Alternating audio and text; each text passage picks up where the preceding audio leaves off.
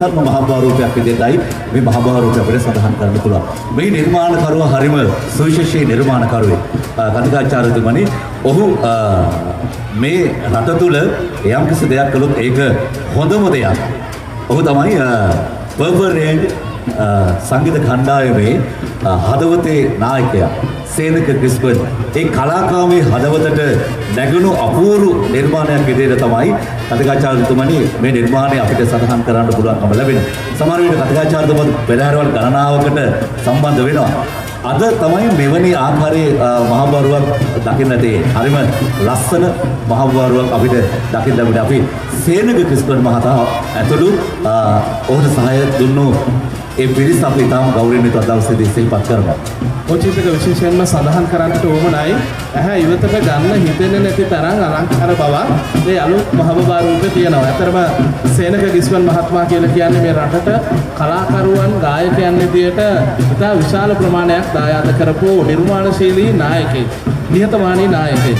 ඒ නිසා පිටකලට ආඩම්බරයක් එකතු කරපු බොහොම වටින කියන සංගීතඥයෙක්. ඒ නිසා මේ වෙලාවේ අද ඔහුගේ කලා ඇහැ වෙන තැනකට ගමේ පෙරහැරවල් ටික වෙනුවෙන් එකතු වෙලා තිබෙනවා.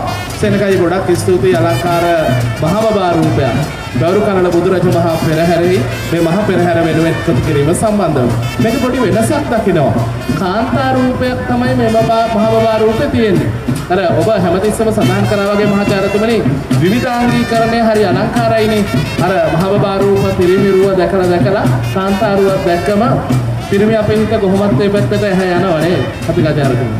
ඔව් මම හිතනවා මොකද කෝලම් නර්තනය තුල රජසා බිසව පැමිණීම කියන අවස්ථාවක් තියෙනවා. මට හිතෙනවා මේ